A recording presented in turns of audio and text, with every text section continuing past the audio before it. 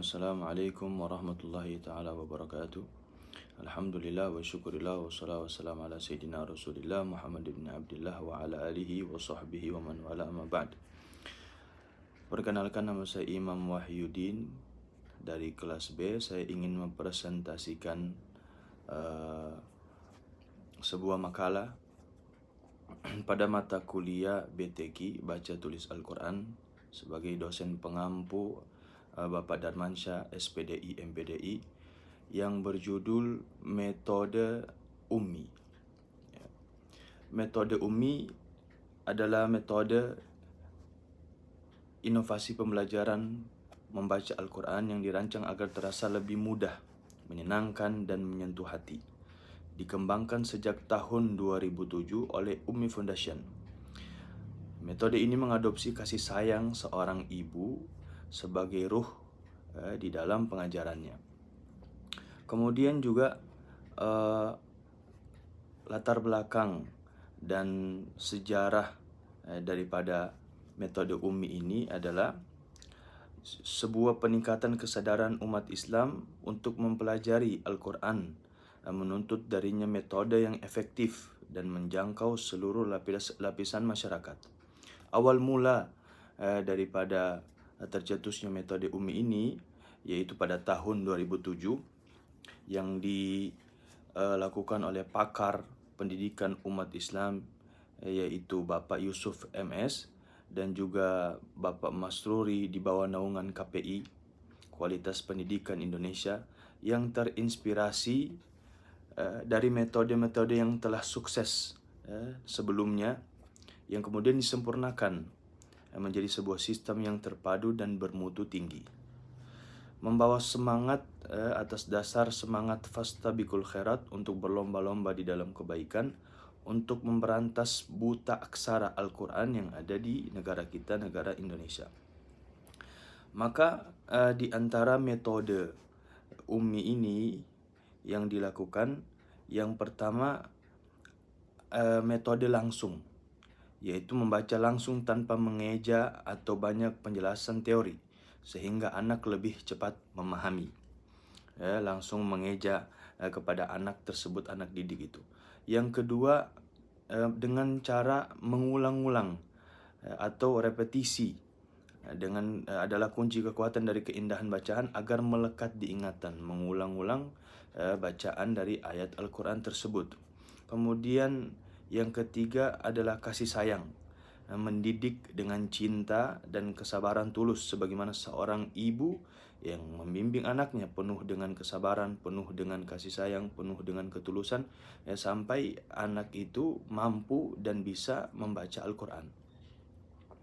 Kemudian juga di antara sistem yang diberlakukan dalam metode Ummi ini adalah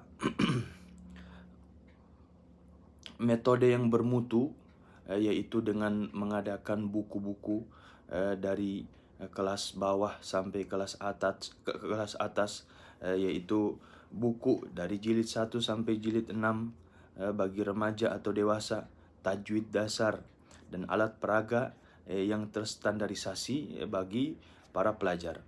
Kemudian juga memiliki guru yang bermutu, pengajar yang telah lulus proses tashih, yaitu jelas mereka bisa membimbing, kemudian juga tahsin, baik di dalam bacaan mereka, dan memiliki sertifikasi kompetensi.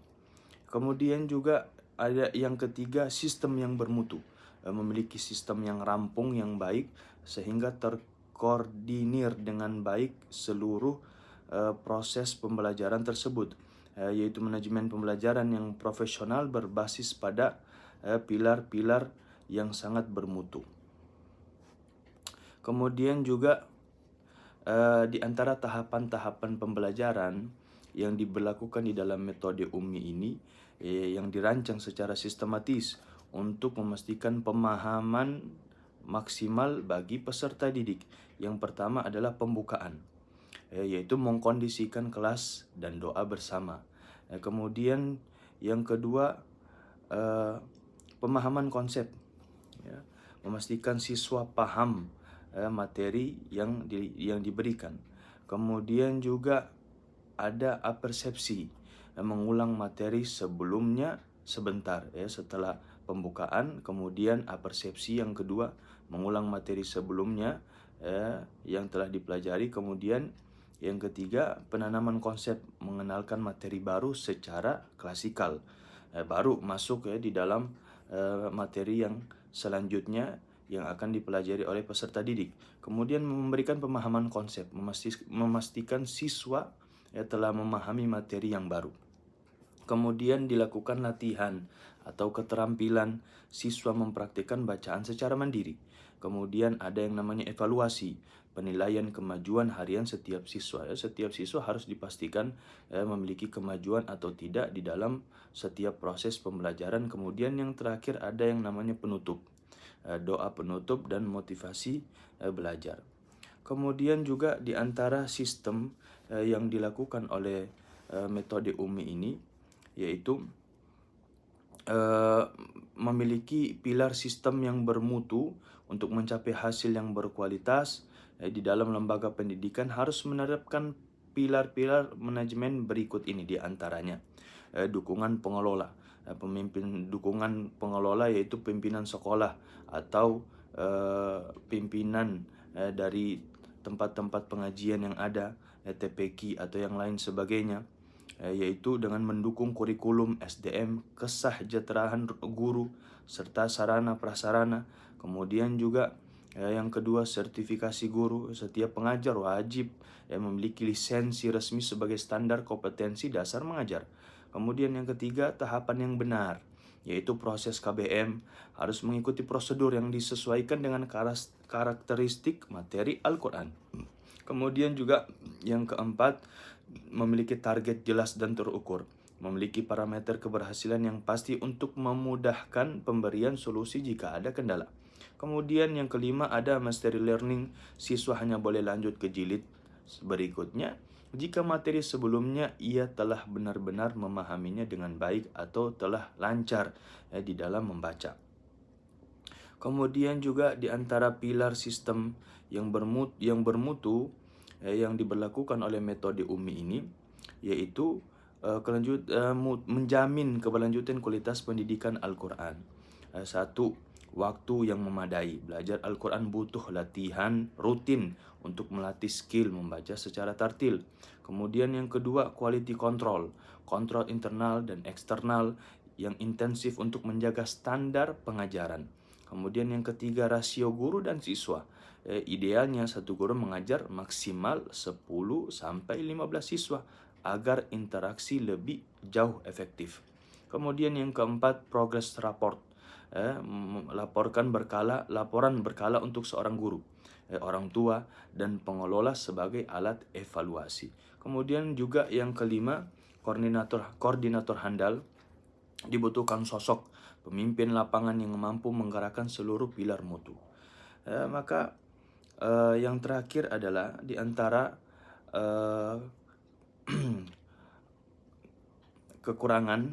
kelebihan dan kekurangan di dalam metode UMI ini, yaitu metode UMI memiliki kelebihan bukan hanya mengandalkan kekuatan pada buku yang digunakan di dalam belajar Al-Quran, akan tetapi juga menguatkan pada kekuatan utama, yaitu metode yang bermutu tadi, memiliki buku-buku dari Prateka jilid 1 sampai 6, buku untuk terkhusus orang yang remaja dewasa.